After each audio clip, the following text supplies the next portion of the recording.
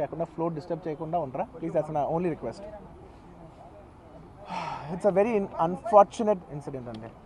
It's an accident. ఇది ఎవరి తప్పు కాదు, ఇది ప్యూర్లీ ఒక యాక్సిడెంట్. అందరూ పాజిటివ్ ఇంటెన్షన్తో పోలీస్ కూడా ప్రొటెక్షన్ ఇవ్వాలని, నేను కూడా మంచి సినిమా అందివ్వాలని, లేకపోతే చేసే అందరు థియేటర్స్ కూడా జనాల్ని సేఫ్గా చూసుకోవాలని అందరూ ఒక మంచి ఇంటెన్షన్తో చేసినా కూడా ఒక ప్యూర్లీ ఒక యాక్సిడెంట్, ఇది ఒక హ్యూమన్ యాక్సిడెంట్, ఇది ఎవరి కంట్రోల్లో లేదు. ఫస్ట్లీ అది అందరికి చెప్దాం అనుకున్నాను. And my first condolences to the family. నా ఫ్యామిలీకి నిజంగా జరిగింది చాలా చాలా చాలా అన్ఫార్చునేట్. ఎందుకంటే నేను చాలా బాధపడతాను అలాంటి విషయాలు. ఎందుకంటే నేను ఎస్పెషల్లీ యాజ్ అ ఫిల్మ్ పర్సన్గా నా లైఫ్ అంబిషనే థియేటర్కి వచ్చిన జనాల్ని ఎంటర్టైన్ చేద్దామని. అరే మీరు మిమ్మల్ని థియేటర్కి వస్తే మిమ్మల్ని అందరూ నవ్వుతూ పంపించాలనే నా ఇంటెన్షన్. అబ్బా, మీ మనసుల్ని గెలిచి పంపించాలని అనుకునే మనిషిని అలాంటి థియేటర్లో అలాంటి థియేటర్ని టెంపుల్ లాంటిది, అలాంటి థియేటర్లో ఒక యాక్సిడెంట్ అయిందంటే నాకంటే బాధపడేవాడు ఉంటాడా ఎవరైనా? నాకు నిజంగా బాధగా ఉంది. So condolences to the family. I really wish good. I'm having a few hourly updates about what's happening with the kid. ఆ అబ్బాయి శ్రీతేజ్కి ఎవ్రీ ఫ్యూ అవర్స్కి ఏమవుతుంది అప్డేట్లో ఉన్నాను. గుడ్ థింగ్ ఏంటంటే తను బాగున్నాడు, లైట్ కదులుతున్నాడు, he's progressing. This good thing that's are happening. ఇన్ని మిస్హ్యాప్స్లో అదొక్కటి ఆనందపడగలిగే విషయం. అండ్ మెయిన్ రీజన్ ఇవాళ ఈ ప్రెస్ మీట్ పెట్టడానికి మెయిన్ రీజన్ అంటే, ప్లీజ్ నేను ఎవరిని బ్లేమ్ చేయట్లేదు.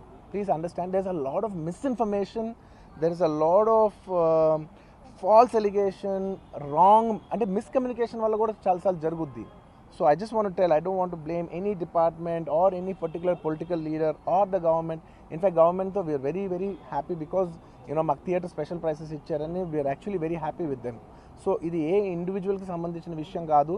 I just want to address everybody that there's a lot of misinformation. నేను ఇలా బిహేవ్ చేశాను, నేను అలా అన్నాను, నేను ఇలా చేశాను అనేది రాంగ్ ఎలిగేషన్స్ పడేసరికి I'm feeling extremely, how do you say, I'm అంతే extreme. It's humiliating and character assassination. నేను 20 ఏళ్ళుగా నేను ఎప్పుడు ఇలాంటి ఇష్యూలో 20 ఏళ్ళుగా నన్ను చూస్తున్నారు కదా, నేను ఎప్పుడైనా ఇలా చేస్తానా, ఇలా అంటానా, ఇలా మాట్లాడగలనా? అలా అన్నప్పుడు చాలా బాధ వేస్తుంది. ఎందుకంటే ఓకే అది ఫ్లోలో చెప్పచ్చులే, అది ఇట్స్ ఓకే. ఎనీవేస్ జరిగిందంతా మాత్రం చాలా there is a lot of wrong information going on, there is a lot of misinformation, lot of false allegation.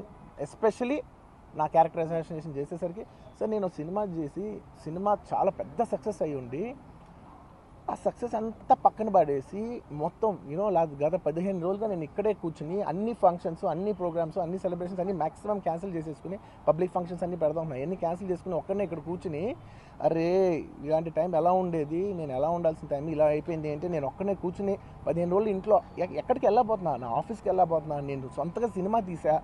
ఒక తీసిన సినిమా 3 ఏళ్ళు కష్టపడి తీసిన సినిమా థియేటర్లో ఎలా ఉందో కూడా నేను చూడలేదు ఇప్పటివరకు. నేను నా సినిమా థియేటర్లో ఎలా ఉందో చూడలేదు నేను. And that's my biggest education. మీరు రాబోయే సినిమాలు నేను ఎలా తీయాలి, ఇట్స్ మై లెర్నింగ్ కర్వ్. నాకు చాలా ఇంపార్టెంట్ నేను థియేటర్లో చూడటం. నేను నేర్చుకుంటా సినిమాని.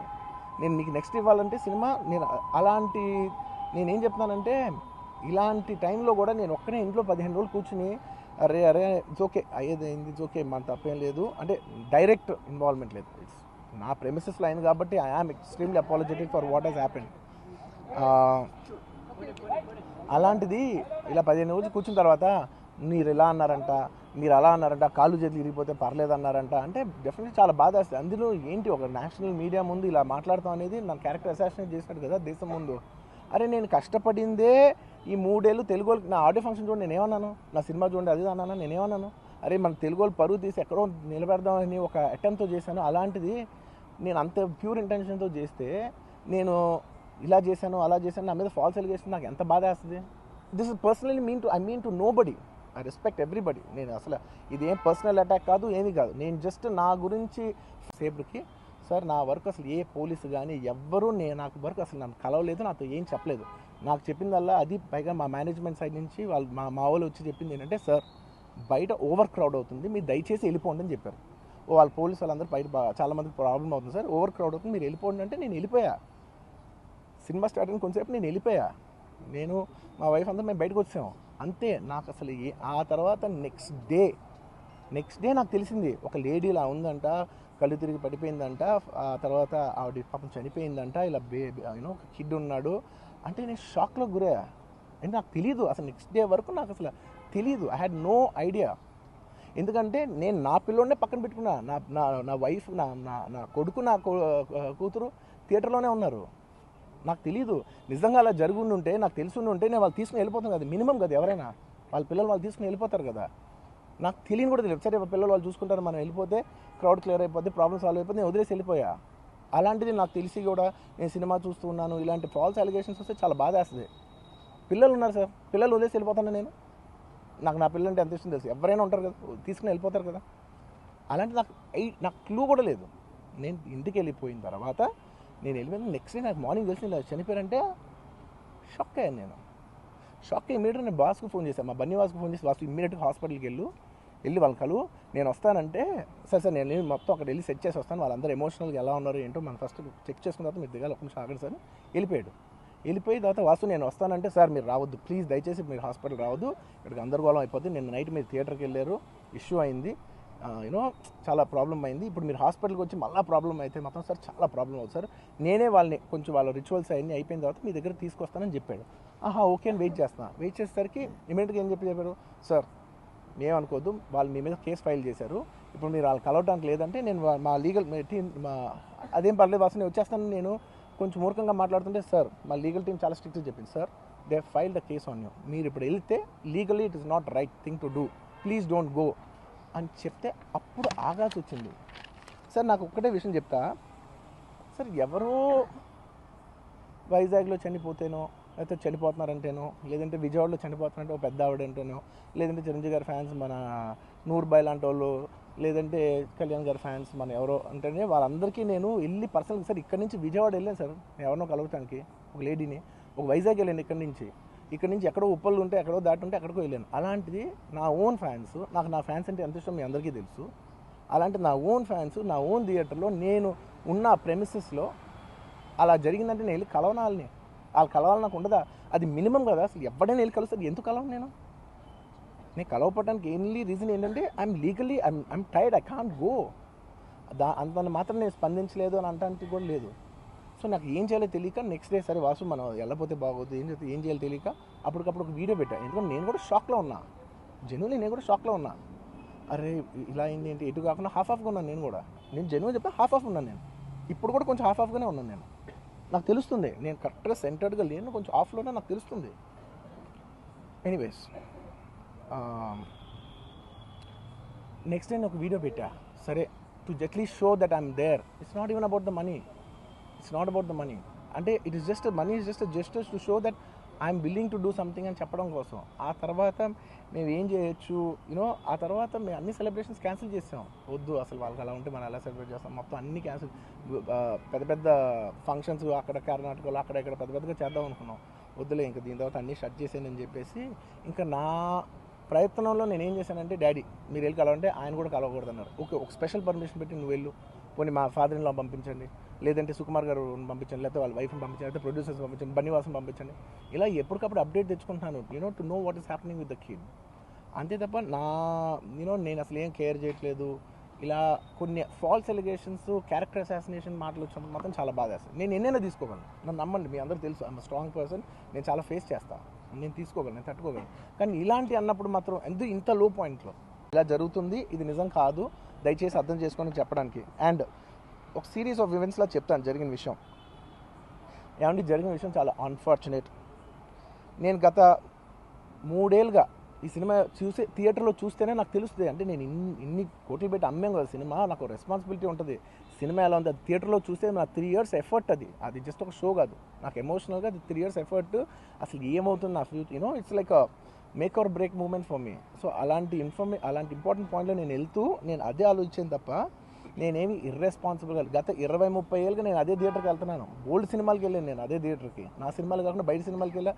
ఎప్పుడు ఇలాంటి యాక్సిడెంట్ అవ్వలేదు. అండ్ నేనేదో ఇర్రెస్పాన్సిబుల్గా థియేటర్కి వెళ్ళిపోయాను, పర్మిషన్ లేకుండా వెళ్ళిపోయాను అనేది అబ్సల్యూట్లీ ఫాల్స్ ఇన్ఫర్మేషన్. అలాంటిది ఏమీ లేదు. థియేటర్ వాళ్ళు పర్మిషన్ సార్ట్అవుట్ చేసుకున్నారని చెప్పి మేము అక్కడికి వెళ్ళాం. అక్కడికి వెళ్తే పోలీసులే క్లియర్ చేస్తున్నారు అక్కడ. So it is understood that everything is sorted. నేను వాళ్ళ డైరెక్షన్లోనే వెళ్తున్నాను.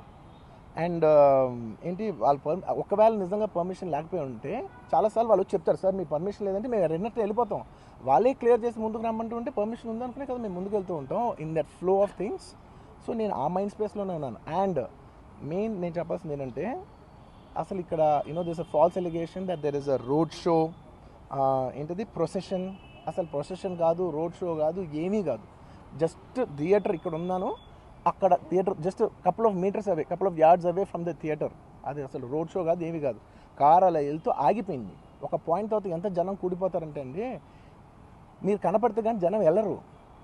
బౌన్సర్లు కానీ ఎవరన్నా పోలీస్ కానీ అందరూ అడుగుతారు, సార్ మీరు ఒక్కసారి వేవ్ చేసాను సార్ వాళ్ళు వెళ్ళిపోతారంటే మేము మామూలుగా ఎప్పుడు బయటకు వచ్చి అందరికి వేవ్ చేస్తాం. అది నేనే కాదు, ఎనీ లీడర్, ఎనీ సెలబ్రిటీ ఎవరైనా అడగండి, మనం వేవ్ చేస్తేనే వాళ్ళందరూ జరుగుతారు. ఓకే ఓకే చూసాం, ఒక సాటిస్ఫాక్షన్ ఉంటుంది, అప్పుడు దే స్టార్ట్ మూవింగ్ అవే.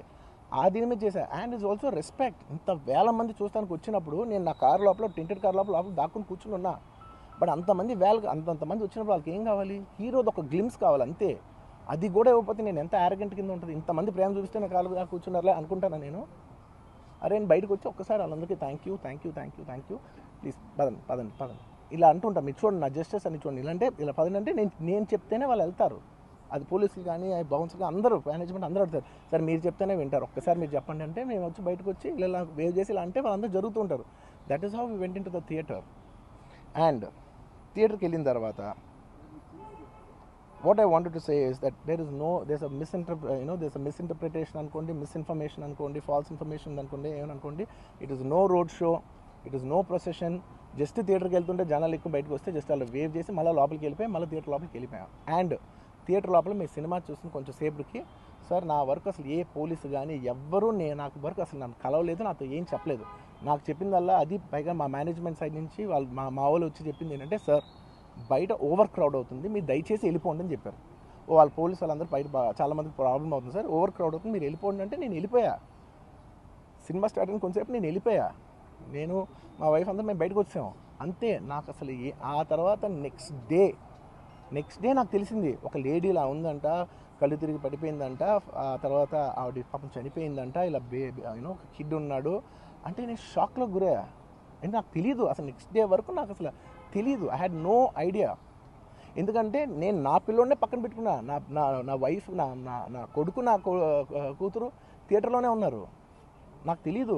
నిజంగా అలా జరుగుండి ఉంటే, నాకు తెలుసుండి ఉంటే నేను వాళ్ళు తీసుకుని వెళ్ళిపోతాను కదా, మినిమం కదా. ఎవరైనా వాళ్ళ పిల్లలు వాళ్ళు తీసుకుని వెళ్ళిపోతారు కదా. నాకు తెలియని కూడా తెలియదు. సరే పిల్లలు వాళ్ళు చూసుకుంటారు, మనం వెళ్ళిపోతే క్రౌడ్ క్లియర్ అయిపోతే, ప్రాబ్లమ్ సాల్వ్ అయిపోతే, నేను వదిలేసి వెళ్ళిపోయా. అలాంటిది నాకు తెలిసి కూడా నేను సినిమా చూస్తూ ఉన్నాను, ఇలాంటి ఫాల్స్ అలిగేషన్స్ వస్తే చాలా బాధ వేస్తుంది. పిల్లలు ఉన్నారు సార్, పిల్లలు వదిలేసి వెళ్ళిపోతాను నేను. నా పిల్లలు అంటే ఎంత ఇష్టం తెలుసు, ఎవరైనా ఉంటారు కదా తీసుకుని వెళ్ళిపోతారు కదా. అలాంటి నాకు క్లూ కూడా లేదు. నేను ఇంటికి వెళ్ళిపోయిన తర్వాత నేను వెళ్ళిపోయిన నెక్స్ట్ డే నాకు మార్నింగ్ తెలిసి ఇలా చనిపోయారంటే షాక్ అయ్యాను నేను. షాక్ అయ్యి ఇమీడియట్గా నేను బాస్కు ఫోన్ చేశాను, మా బన్నీ వాసుకు ఫోన్ చేసి, వాసు ఇమీడియట్గా హాస్పిటల్కి వెళ్ళి వాళ్ళ కలువు, నేను వస్తానంటే సరే నేను మొత్తం అక్కడ వెళ్ళి సెట్ చేసి వస్తాను, వాళ్ళందరూ ఎమోషనల్గా ఎలా ఉన్నారు ఏంటో మనం ఫస్ట్ చెక్ చేసుకున్న తర్వాత మీరు దిగాలి, ఒక నిమిషం